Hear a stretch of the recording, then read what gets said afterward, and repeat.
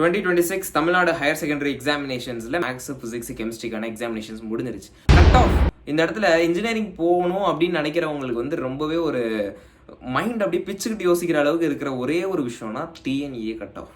நிறைய பேர் மனசை உடஞ்சு உட்காந்துருப்பீங்க இந்த நேரத்தில். ஆனால் இந்த இடத்துல தான் நம்ம ஸ்ட்ராங்காக இருக்கணும், ஒரு டிசிஷன் மேக்கிங்கை எடுக்க வேண்டிய நேரம் வந்துருச்சு. ஏன்னா இப்போ ஓகே கட் ஆஃப் கம்மியாக வருது அதிகமாக வருது அப்படின்லாம் வேணாம். ஆனால் காம்படிஷன் எவ்வளோ இருக்குன்னு நம்ம தெரிஞ்சுக்கணும். இந்த வருஷம் மட்டும் மோர் தென் 8,27,000 ஸ்டூடெண்ட்ஸ், அதாவது 8,27,27,000 ஸ்டூடெண்ட்ஸ் வந்து 12th எக்ஸாமினேஷன் எழுதியிருக்காங்க. அந்த 8,27,000 ஸ்டூடெண்ட்ஸ்ல 5,15,000க்கு மேல ஸ்டூடெண்ட்ஸ் சயின்ஸ் குரூப் ஸ்டூடெண்ட்ஸ். பாதி பேர் மெடிசன் சைடு போயிட்டாங்கனாலும், மெடிக்கல் சைடு போயிட்டாங்க அப்படின்னு வச்சுக்கிட்டாலும், மீதி இருக்கிற பேர்லாம் அப்படியே வந்து இன்ஜினியரிங் சைடில் தான் விழுவாங்க.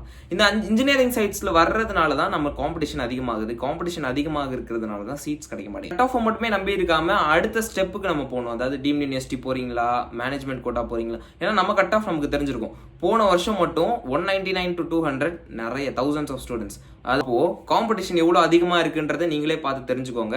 இந்த 180 to 200 நடுவில் இருக்கிற competition is very very heavy. கவுன்சிலிங்கை மீறி நம்ம பண்ண வேண்டிய வேலையை நம்ம பண்ணி தான் ஆகணும். அது நீங்கள் கான்ஸ்டண்ட்டாக பண்ணிகிட்டே இருந்தீங்கன்னா நல்ல இன்ஜினியரிங் காலேஜில் போய் நீங்கள் சேரலாம். அதுக்கப்புறம் உங்களோட கெரியரை இம்ப்ரூவ் பண்ணுறது உங்கள் கையில் இருக்குது.